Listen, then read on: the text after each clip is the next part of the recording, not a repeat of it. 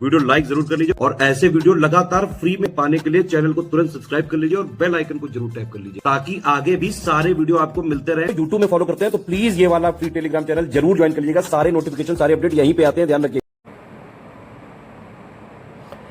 नमस्कार साथियों, स्वागत है आप सभी का स्टेट पीसीएस प्रिपरेशन पे। और जैसा कि हम यहाँ जो पढ़ाई कर रहे थे वो कर रहे थे एनसीईआरटी की।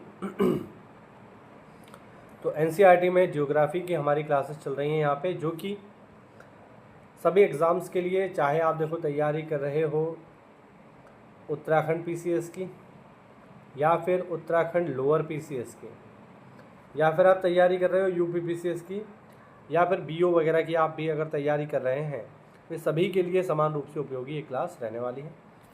तो चलिए जल्दी से शुरू करते हैं। आज का जो हमारा टॉपिक है वो है भूकंपीय तरंगें, अर्थक्वेक वेव्स। जैसा कि मैंने आपको लास्ट क्लास में बताया था कि भूकंपीय तरंगें मेनली 3 तरीके की होती हैं, P type wave, S type wave और एल टाइप वेव। प्राथमिक तरंगें, द्वितीयक तरंगें और लघु तरंगें, ठीक है, सॉरी दीर्घ तरंगें, दीर्घ हिंदी में कहते हैं ना दीर्घ तरंगें, इंग्लिश में बोलते हैं लॉन्ग वेव्स, और इनका एक दूसरा नाम लव वेव भी है, ध्यान रखना, इन्हें लव वेव भी बोलते हैं। तो 3 तरीके की तरंगें आज होती हैं, इनके बारे में हम बातचीत करेंगे। देखो, सभी प्राकृतिक भूकंप स्थल मंडल में ही आते हैं। इसी अध्याय में आगे आप पृथ्वी की विभिन्न परतों के बारे में पढ़ेंगे। अभी इतना समझ लेना पर्याप्त है कि स्थल मंडल पृथ्वी के धरातल से 200 किलोमीटर तक की गहराई वाले भाग को कहते हैं, ठीक है। देखो, हमें जितनी भी चीज़ें दिखाई देती हैं ना, चाहे धरती पर पहाड़ दिखाई दे रहे हैं, जंगल दिखाई दे रहे हैं, नदियाँ दिखाई दे रहे हैं, महासागर दिखाई दे रहे हैं, सब के सब किधर हैं? सब के सब स्थल मंडल में ही है, याद रखना, ठीक है। और इसकी मोटाई कितनी है? करीब करीब 200 किलोमीटर। भूकंप मापी यंत्र यानी सीस्मोग्राफ सतह पर पहुंचने वाली भूकंपीय तरंगों को अभिलेखित करता है। भूकंपीय तरंगों का अभिलेखीय वक्र दिखाता है, आप देख लो यहाँ पे, मैं आपको दिखा देता हूँ किस तरीके का है।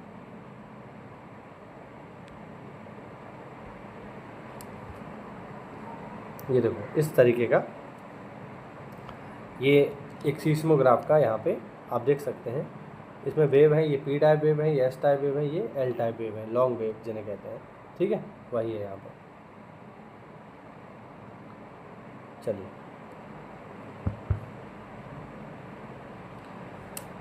बुनियादी तौर पर भूकंपीय तरंगें 2 प्रकार की होती हैं। पहली भूगर्भिक तरंगें जिन्हें बॉडी वेव्स, या फिर दूसरी तरंगें होती हैं धरातली तरंगें जिन्हें सरफेस वेव्स कहते हैं। भूगर्भिक तरंगें उद्गम केंद्र से ऊर्जा के मुक्त के दौरान पैदा होती हैं। यानी जो भूगर्भिक जो तरंगें होती हैं, जो सरफेस वेव्स होती हैं, जो उद्गम केंद्र से जो ऊर्जा निकलती है उससे उत्पन्न होती हैं और पृथ्वी के अंदरूनी भाग से होकर सभी दिशाओं में आगे बढ़ती हैं, इसलिए इन्हें भूगर्भिक तरंगें कहा जाता है। भूगर्भिक तरंगों एवं धरातलीय शैलों के मध्य अन्योन्य क्रिया के कारण नई तरंगें उत्पन्न होती हैं जिन्हें धरातलीय तरंगें कहती हैं, ठीक है। यानी 2 तरीके की तरंगें होती हैं। पहली होती हैं भूगर्भिक तरंगें, जो उत्पन्न होती हैं किससे? जो भूकंप से होने वाली जो ऊर्जा होती है उससे उत्पन्न होती हैं।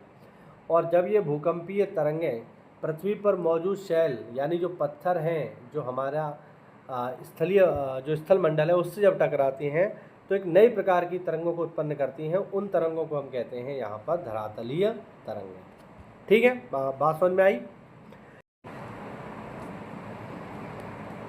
ये तरंगें धरातल के साथ साथ चलती हैं। तरंगों का वेग अलग अलग घनत्व वाले पदार्थों से गुजरने पर परिवर्तित हो जाता है। अधिक घनत्व वाले पदार्थों में तरंग का वेग अधिक होता है।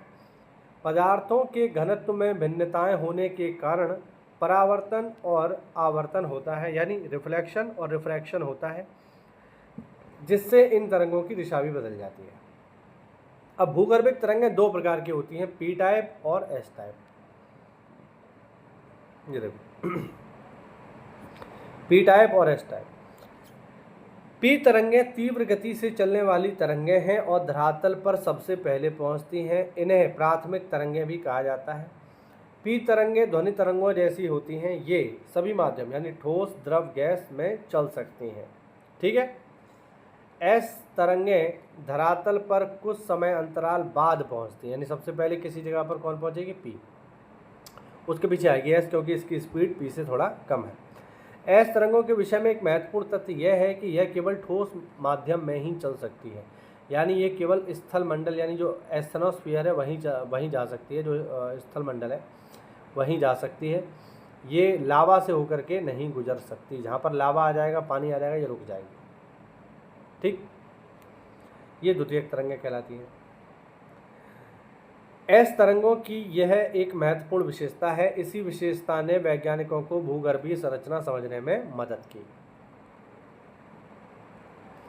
परावर्तन से तरंगें प्रतिध्वनित होकर वापस लौट आती हैं, यानी अगर किसी जगह पर मान लीजिए जो है ज़मीन है, उसके बाद पानी आ गया, ठीक है, ये ज़मीन है, उसके बाद पानी आ गया, तो ज़मीन तक तो ये जाएंगी, लेकिन जैसे ही पानी आएगा तो यहीं से वापस लौट आएंगे। जबकि आवर्तन से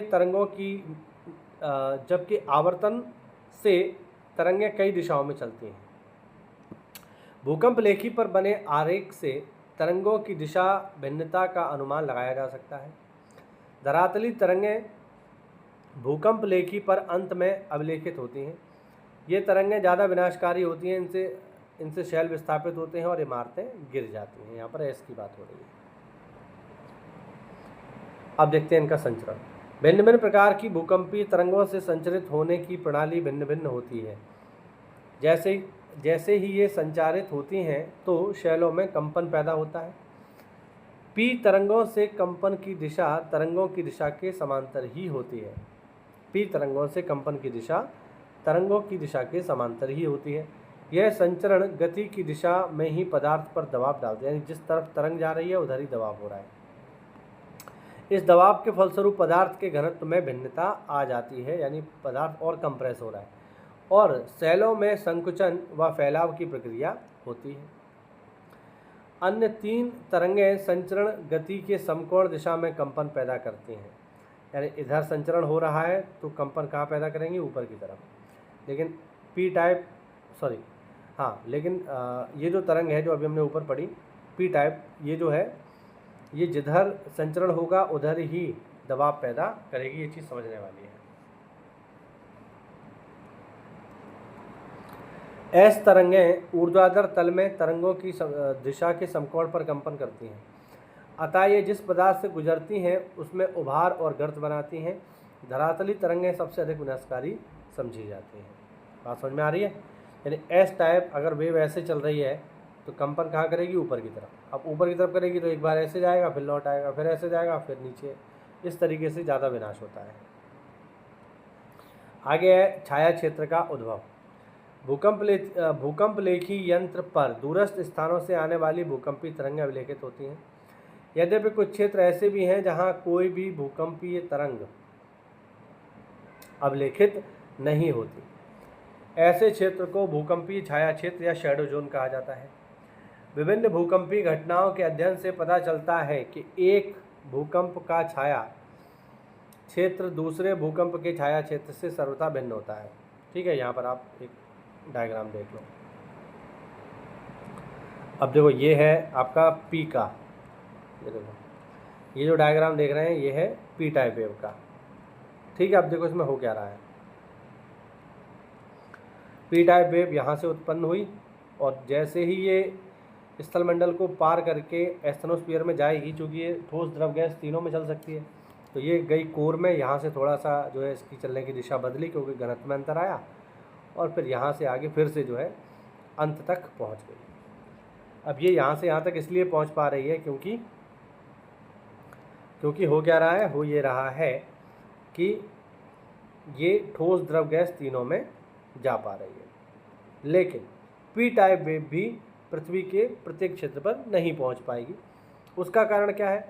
उसका कारण ये है कि जैसे ही ये तरंग धरती के कोर में एंटर करेगी तो घनत्व में बदलाव के कारण इसके चलने की दिशा बदल जाएगी। इस वजह से कुछ टेढ़ी हो जाएगी, और ये वाला जो इलाका है यहाँ पर कभी भी पी टाइप वेव नहीं पहुँचेंगी। क्यों नहीं पहुँचेंगी? क्योंकि घनत्व में अंतर आने की वजह से इनके चलने की दिशा बदल गई, जिससे कुछ क्षेत्र छूट जाएगा।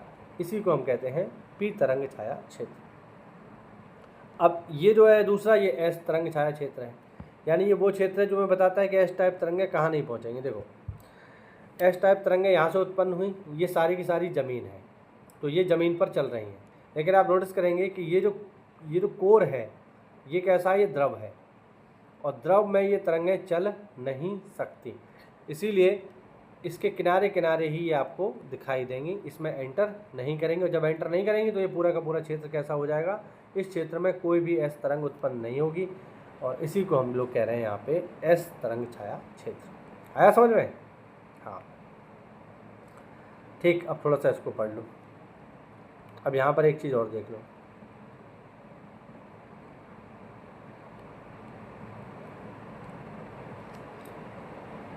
चित्र नंबर 3.2 आ और बा में पी तथा एस तरंगों का छाया क्षेत्र प्रदर्शित किया गया है। यह देखा जाता है कि भूकंप लेखी भूकंप अधिकेंद्र से 105 डिग्री के भीतर किसी भी दूरी पर पी और एस दोनों प्रकार की तरंगों का अभिलेखन करती है।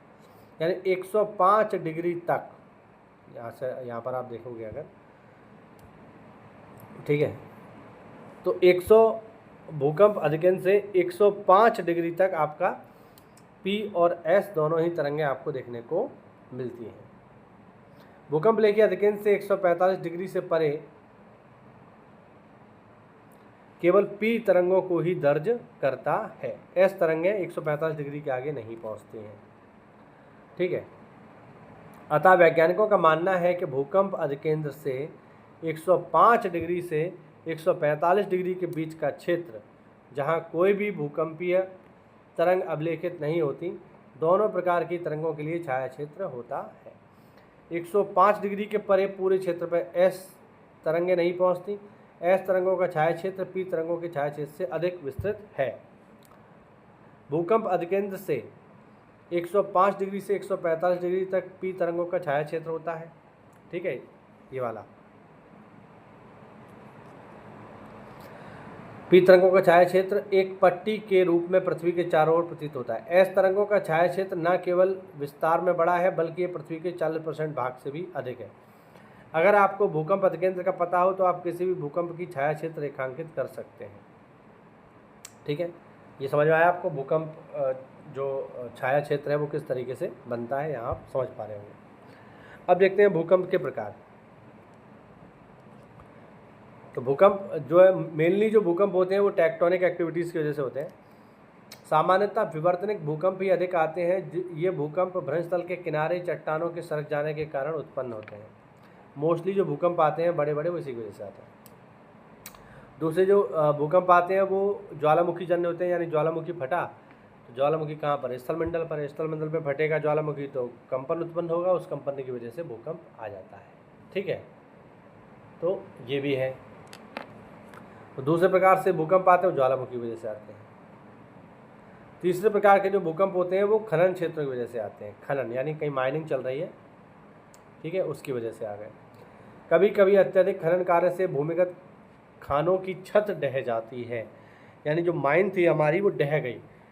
अब ढह गई तो कोई छोटी मोटी चीज़ तो है नहीं, माइन बड़ी चीज़ है भाई। तो जब वो ढहती है तो एक हम कह सकते हैं कि पृथ्वी पर जब इतना सारा वजन एक साथ गिरता है तो उसकी वजह से भूकंप, छोटा सा भूकंप उत्पन्न हो जाता है। इन्हें नियात यानी कोलैप्स भूकंप कहा जाता है। कभी